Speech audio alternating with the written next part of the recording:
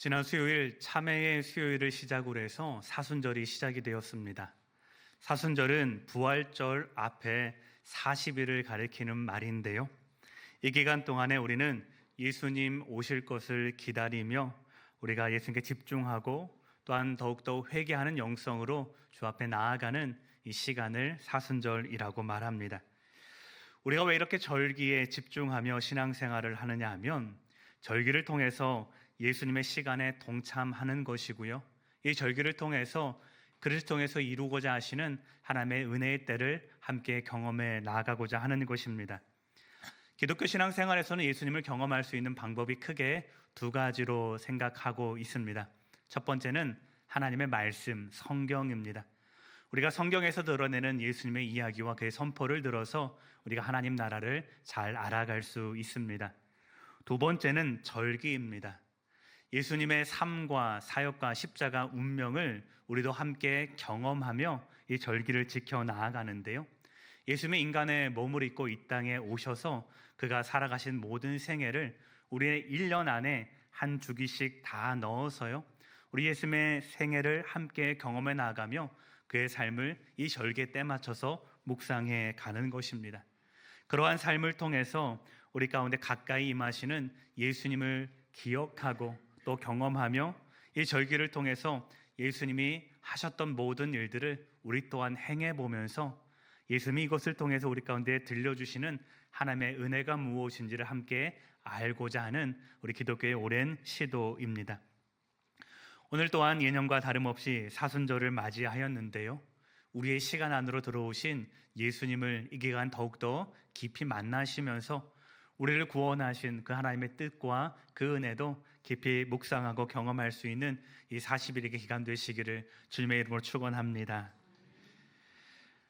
니콜라 에르망이라는 이름의 남자가 있었습니다.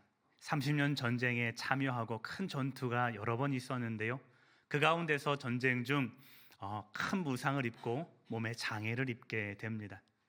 그런데 지난 세월을 돌아보니 그가 배운 것도 없고 또 육신의 질병은 컸기 때문에 제대로 직장을 구할 수도 없어서 한 사람 밑에 들어가 심부름꾼 노릇을 하며 그의 평생을 살아가고자 합니다. 근데 시간이 지나면 지날수록 자신의 시간이 너무 한탄스러운 거예요. 나는 이게 뭘까? 왜 나는 이렇게밖에 살아가지 못하나? 점점 삶에 만족하지 못합니다. 그렇게 그의 나이가 50이 되었을 때 그는 자신의 모든 삶을 접고 수도원에 들어가기로 결심합니다. 그리고 파리에 있는 한 수도원에 들어가서 그곳에서 로렌스 형제라는 새로운 이름을 받고 주방에서 주방 보조하는 일로 수도원 생활을 시작합니다. 처음에는 그 일도 이전처럼 만족하지 못했습니다. 마치 그 일이 나 자신의 부족함을 메우기 위해서 하나님이 나를 연단하시나 보다. 그렇게 고통스러운 세월로 주방에서의 삶도 그가 살아갔습니다. 그런데 언제부터인가 자신의 삶에 새로운 깨달음을 얻게 됩니다. 그는 모든 일은 하나님의 사랑에 의해서 내가 일하자라고 의도적으로 결단한 이후에 그는 이전과는 180도 다른 삶을 살아가며 매 순간 내게 임하시는 그 하나님의 임재를 경험하며 살아가게 됩니다.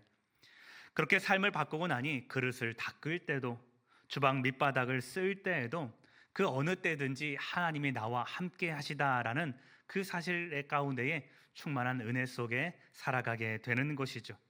그리고 그는 평생에 이런 고백으로 살아갑니다. 나에게는 하나님의 임재를 경험하는 특별한 비결도 없고 신비로운 방법도 없습니다. 다만 내 일을 하면서 나는 하나님을 기억했습니다. 나에게 있어 하나님의 임재를 체험한다라는 것은 그렇게 늘 하나님을 일상 속에서 생각하는 것입니다. 로렌스 형제의 책 하나님의 임재 연습의 서문에 나오는 글을 잠깐 인용해 보았습니다.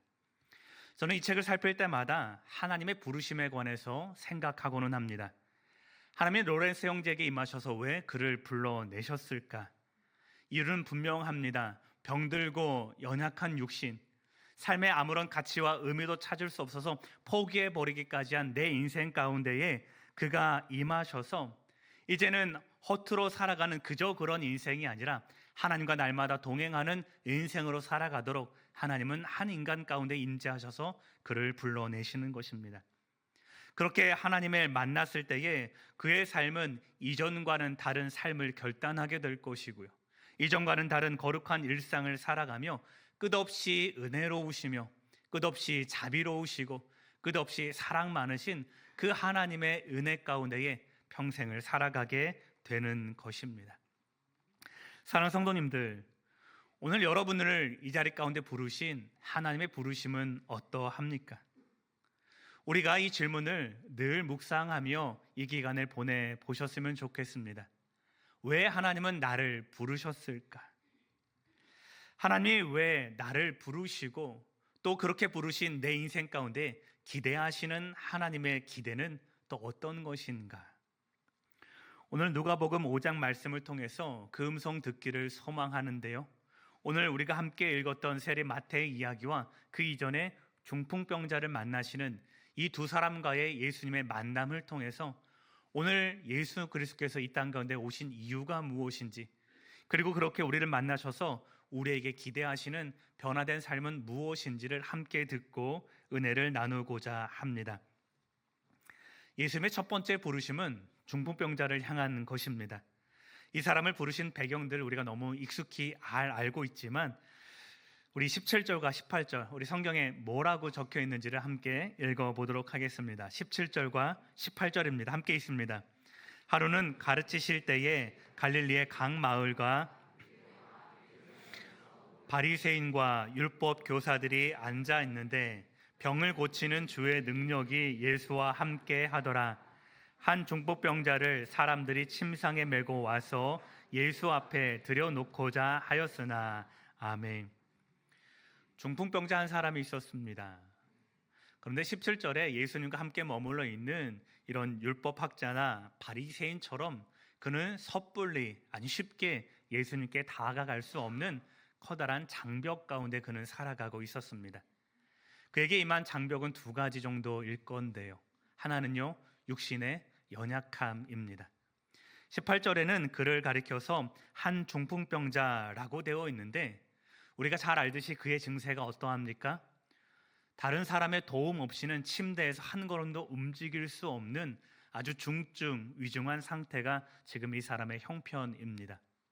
그랬기 때문에 두 번째 어려움도 생겨나는데 그는 예수님에게 나아갈 수 있는 방법이 없습니다. 예수님이 이 마을에 오셔서 한 집에 들어가서 설교하시고 병자를 고치실 때에 자신도 낫고 싶어서 가고 싶습니다. 겨우겨우 친구들의 도움을 받아서 그곳으로 나아가 보니 어떻게요? 이미 많은 사람들이 그곳에 장사진을 이루어서 예수님께 나아갈 수 있는 방법이 없는 것입니다. 더더욱이 큰 절망에 빠지지 않았을까 생각해 보게 되는 것이죠. 말씀을 준비하면서 이런 생각을 해보았습니다. 누군가에게는 예수님께 나아가는 것이 참으로 힘든 일이겠구나. 때로는 개인적인 일로, 때로는 공동체적이나 사회적인 일이 장벽이 되어서 쉽게 또한 섣불리 예수님 앞에 나아갈 수 없는 그런 연약한 인생들이 우리 주변에 있다라는 것이죠. 어떤 분들은 죄책감과 자격지심이 벽이 되어서 예수님께 나아가지 못합니다. 때로는 신앙의 회의감 때문에, 때로는 영적인 나태함 때문에 예수님이 과연 나를 받아주실까 걱정합니다. 그래서 이런 분들은 늘 말합니다. 예수님이 정말로 이런 나를 받아주실까? 또는 이렇게 말하겠죠. 나도 옛날에는 다 했어. 우리는 어떠한 이유이든지 하나님께 나아가야 되는데 이러한 기억들 때문에, 이런 상처들 때문에 예수님도 나를 그렇게 생각하실까 봐 섣불리 주님 곁에 나아갈 수 없는 연약함이 우리들 가운데도 있을 것입니다. 혹시 이 가운데 그렇게 생각하시는 분들 계시다면 그럼 믿음을 다시 한번 돌아보십시오.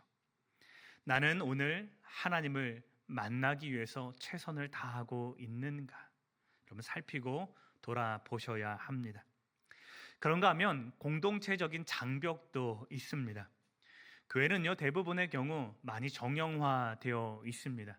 이미 조직이 갖추어져 있고 체계가 갖추어져 있는데 어떤 이들에게는 교회의 그러한 것들이 장벽이 되기도 합니다. 쉽게 많은 분들에게 다가가고 싶고 쉽게 교회에 녹아들고 싶지만 때론 그러한 것들이 장벽이 되어서 주님을 만나는데 걸림돌이 되기도 하는 것이지요. 의도하지는 않았겠지만 교회의 경직됨이 어떤 이들에게는 벽이 되는 것입니다. 그렇게 우리는 늘 자신을 돌아봐야 됩니다. 혹여 나 때문에 상처받은 사람은 없는가? 혹여 나 때문에 예수님께 나아가는 길을 방해받고 있는 사람은 있지 않은가? 점검하여 함께 이 길을 걸어갈 수 있는 주님의 명하시는 우리 교회 되시기를 소망합니다. 다행스럽게도 말씀 가운데에 보이는 중풍병자에게는 좋은 친구들로 인해서 자신의 연약함이 극복이 되는 것을 보게 됩니다. 친구들이 그에게 다가와서 침상을 메고 그 침상채로 예수님 계시는 그 집의 지붕을 뜯고 달아 내리고 예수님과 극적인 만남을 이루어내죠. 자, 그러자 예수님께서는 이들의 믿음을 보시고 그 아픈 이에게 말씀합니다. 내 죄사함을 받았느니라. 여기까지 잘 왔는데 그런데 이것이 또 문제가 되었습니다.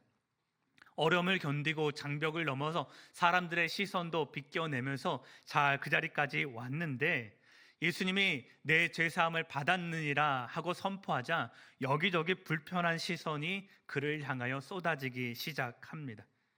예수님의 이 선언을 듣고 누가 제일 불편해했습니까? 예루살렘으로부터 온 종교 지도자들, 바리새인들을 비롯한 이 많은 사람들을 불편해합니다. 왜 그렇습니까? 죄사함이라는 말 때문에 그렇죠. 율법에 따르면 누가 죄사함을 선포하게 되어 있습니까? 하나님만이 그것이 가능합니다. 이 땅에 그 죄사함을 선포할 수 있는 사람 한 사람 있다면 그것은 하나님의 명령을 받은 제사장만이 율법에 근거하여 내 죄가 사하여졌느니라 라고 병이 나았을 때나 아니면 속죄제를 드렸을 때에 그 죄를 사하는 방식으로 제사장이 선포하게 되어 있습니다. 자, 그런데 오늘 말씀해 보니 누가 그것을 선포하고 있습니까? 예수님이 선포하고 있습니다. 그러니 율법에 근거하여 살아가는 이들에게 예수님의 이러한 행위는 신석모독에 이르기까지 생각되는 것입니다. 그렇게 생각하는 사람들 앞에 예수님은 오늘 당신이 누구인지를 직접 선포하시는데요. 24절 말씀입니다. 같이 읽어보겠습니다. 땅에서 죄를 사하는 권세가 있는 줄을 알게 하리라 하시고 중풍병자에게 말씀하시되 내가 내게 이르노니 일어나 내 침상을 가지고 집으로 가라 하시매. 아멘. 아마도 지금까지 사람들은 예수님을 치료 잘하시는 분쯤으로 알고 그렇게 생각했을 것입니다. 조금 더 정확히 말하면 예수님은 당신이 치료하시는 모든 곳에서 하나님 나라를 들려주시고 가르쳤음에도 불구하고 사람들이 마음속에 기억할까요? 안 할까요? 안 하는 거예요. 그만큼 지금 이들 가운데는 치료자라는 것이 마음을 온통 빼앗아 버리고 그곳에만 매달려서 오늘도 나의 병을 낫고자 예수님을 찾는 많은 사람들이 그곳에 있었음을 보게 되는 겁니다. 자, 그런 사람들에게 예수님은 직접적으로 선포하시는 겁니다. 어떻게요? 나는 단순히 기적을 베풀기 위해서, 나는 단순히 병을 고치기 위해서 너희에게 임한 것이 아니라 나는 너희의 모든 죄의 문제를 해결하기 위해 온 메시아다. 내가 바로 그 하나님이다 라고 선포하는 것입니다. 사실 중풍병자가 가진 가장 큰 장벽은 육신의 연약함이나 사회적인 이런 사람들의 가로막음이 아니라 자기 자신 안에 머물고 있는 죄의 문제라는 것이죠. 이 죄의 문제 때문에 영혼의 문제를, 구원의 문제를 해결하고 있지 못하고 있으니 예수님은 그를 불러서 죄에서 너를 자유하게 하겠다. 너에게 임한 이 죄의 문제를 해결할 것은 전적인 하나님의 은혜밖에 없다 하시는 그 부르심을 이에게 선포하고 계시는 것입니다. 아마 이 누가복음의 저자 누가가 이 자리 가운데에서 설교했다면 이렇지 않았을까 생각을 해보게 됩니다. 너희가 지금까지 예수님을 병 고치는 자로 알았느냐? 잘하였다. 그러나 거기에서 머물러서는 안 된다. 우리의 육신을 회복하시는 분뿐만 아니라 우리의 영적인 질병, 우리의 영적인 모든 구속함을 해결해 내시기 위해서 주님은 우리들에게 오셨다. 그 예수를 믿고 온전히 자유함을 얻어라. 이것이 오늘 본문의 선포인 것입니다. 사랑하는 성도님들, 오늘 사순절을 맞이하여 우리도 예수님이 우리에게 오신 이유를 점검하고 묵상하시기를 바랍니다. 예수님은 분명히 우리의 치료자가 되어 주십니다. 예수님은 우리의 모든 약한 것과 질병과 우리의 모든 어두운 것들을 다 물리치시며 그것 가운데 하나님의 임재를 선포하시는 분이십니다. 그리고 그것을 통하여서 우리를 모든 죄와 사망의 권세에서 건져내셔서 생명 얻게 하시는 그 구원의 은혜를 오늘 우리들 가운데 주기를 원하시는 분이십니다. 우리의 구원을 바라시는 분, 우리의 구원을 위해서 오시는 이 예수님을 온전히 여러분 삶 가운데 받아들이시고 그 예수님의 길을 따라 이 온전함을 이루어가는 복된 성도의 삶 되시기를 주님의 이름으로 축원합니다. 이어지는 본문에서 예수님은 또 다른 한 사람을 불러내십니다. 27절과 28절 말씀을 같이 읽겠습니다. 그 후에 예수께서 나가사 레위라 하는 세리가 세간에 앉아 있는 것을 보시고 나를 따르라 하시니 그가 모든 것을 버리고 일어나 따르니라. 아멘. 중보병자 사건 이후에 예수님은 또 길을 걸어 가십니다. 그리고 세간 앞을 지나가실 때에 누가 보였다 합니까? 세리 레위라는 사람이 보였다 하는 것입니다. 그리고 예수님은 나를 따르라 말씀하셨고요.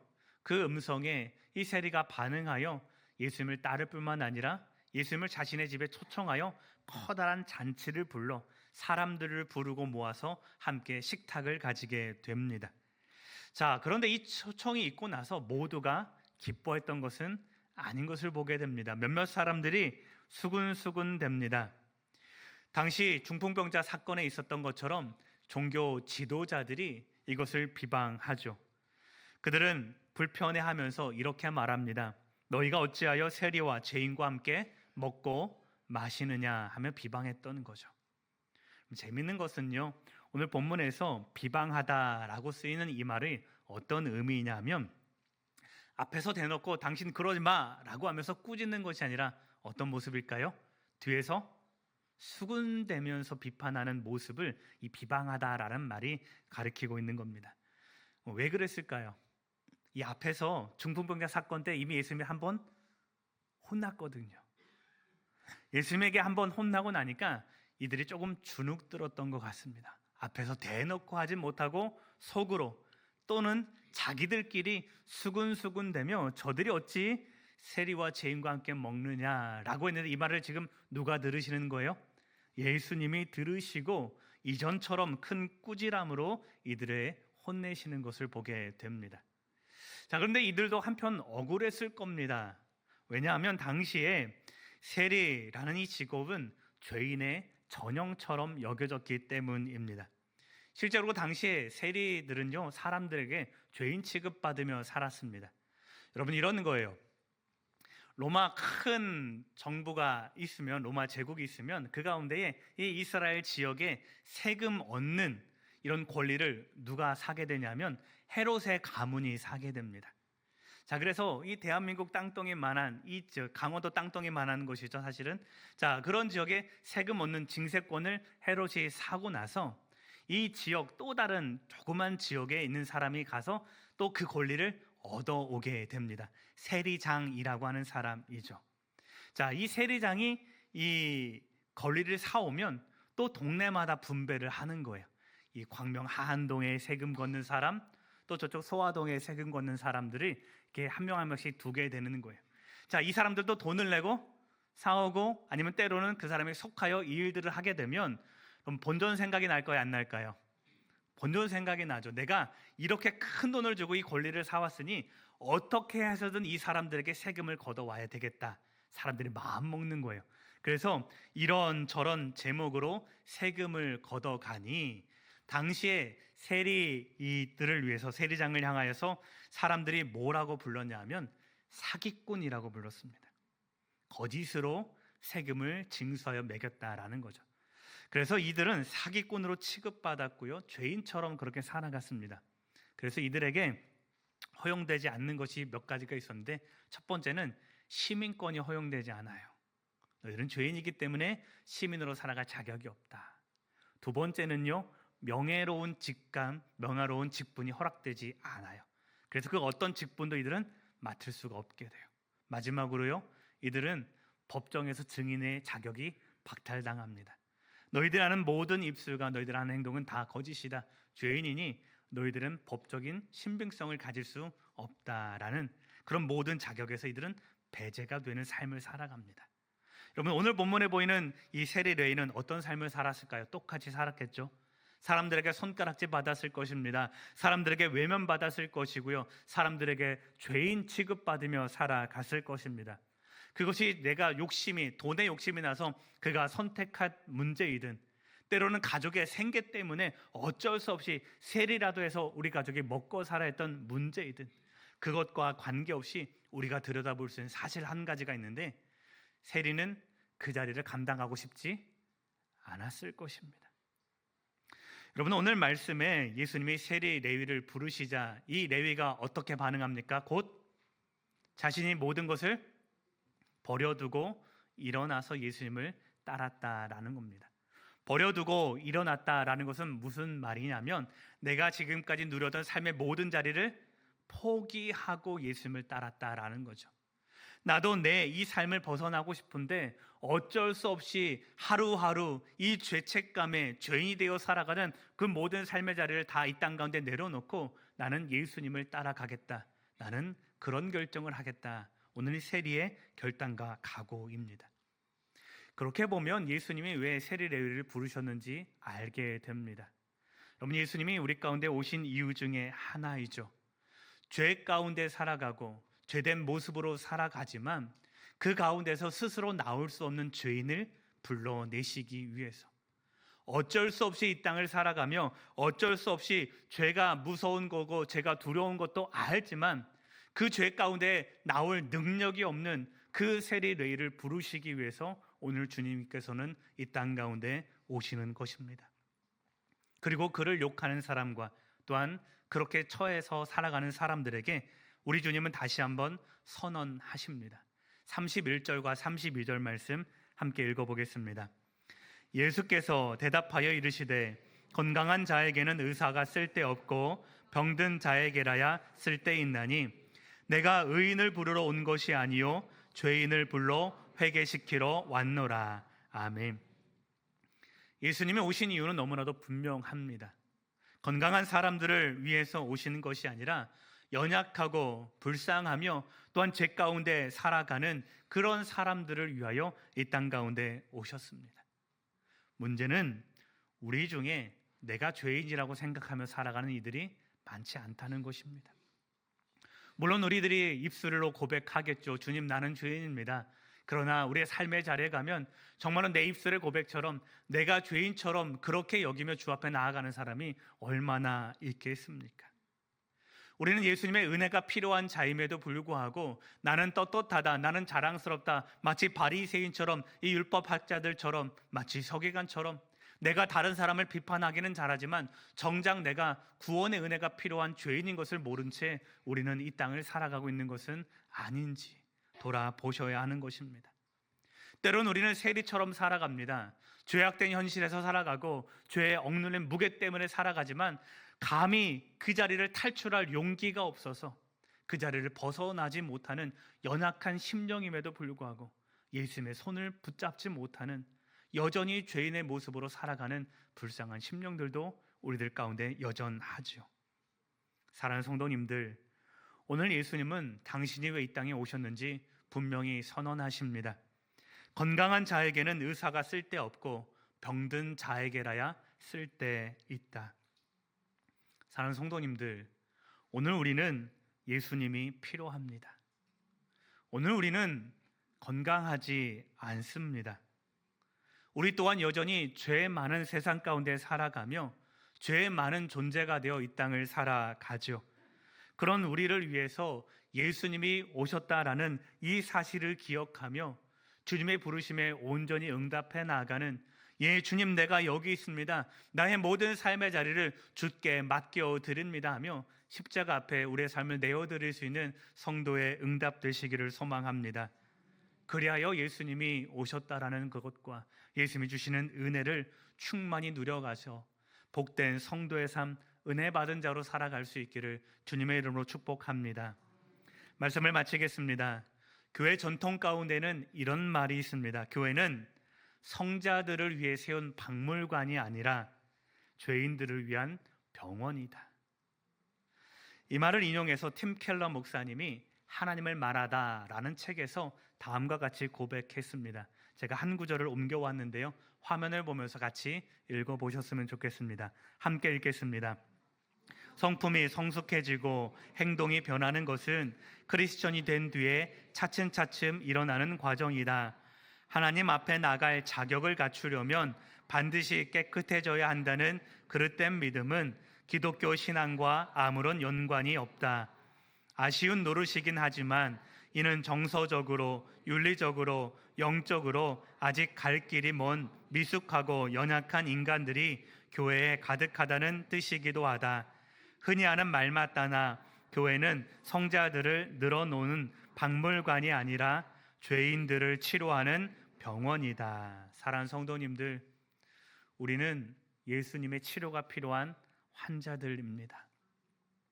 혹 내가 그런 환자가 아니라면 오늘 이 말 맞다나 신앙을 모르는 자들이죠.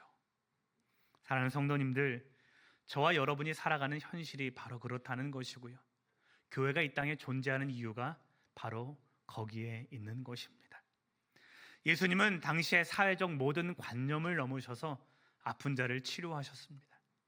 예수님은 사회적인 모든 장벽을 넘어서서 연약한 죄인들을 불러 그 모든 죄의 자리에서 건져내어 하나님의 구원을 선물하셨습니다. 오늘 이 예수님을 우리들도 만나야 합니다. 내가 만나야 할 분이 예수님이고 예수님의 삶을 따라 나도 변화해야 된다는 이 부르심 가운데에 온전히 응하는 복된 성도의 삶 되시기를 소망합니다. 그리하여 예수님의 만져주심과 위로와 궁극적인 우리에게 주시는 천국을 온전히 살아가는 복된 성도의 삶 되시기를 주님의 이름으로 축원합니다. 오늘 말씀을 기억하시면서 함께 기도하겠습니다. 하나님, 예수님이 오신 이유를 깊이 묵상하며 이 사순절의 기간을 보내게 하옵소서. 우리가 예수님이 필요하다는 사실을 깨닫게 하시고 주의 부르심에 성실히 응답하는 하나님의 백성으로 살아가도록 인도하옵소서. 함께 기도합니다. 사랑과 내 주 하나님 아버지, 우리가 하나님의 부르심의 은혜를 따라 오늘도 성실히 주 앞에 나아가는 하나님 연약한 백성임을 고백합니다. 아버지, 우리는 연약합니다. 우리는 아픈 자들입니다. 하나님의 은혜가 아니고는 우리가 잠시라도 이 땅 가운데 숨 쉴 수 없는 하나님 그런 존재임을 다시금 고백하게 하시고 우리가 믿고 깨달아 하나님 부르시는 그 부르심에 성실히 응답하며 살아갈 수 있는 주님의 백성 되도록 주여 인도하여 주시옵소서. 우리는 구원이 필요한 죄인입니다. 우리 모두가 이 사실을 깨닫고 오늘 우리를 만나 주시기 위하여 오신 예수님을 삶의 중심에 모시고 살아갈 수 있는 복된 성도와 또한 우리 교회 될 수 있도록 주님 인도하여 주시고 하나님의 자비를 우리 가운데 더하여 주시옵소서. 사랑과 자비의 주 하나님, 오늘 말씀을 통하여 예수님이 우리에게 오신 이유를 깨닫게 하시니 감사드립니다.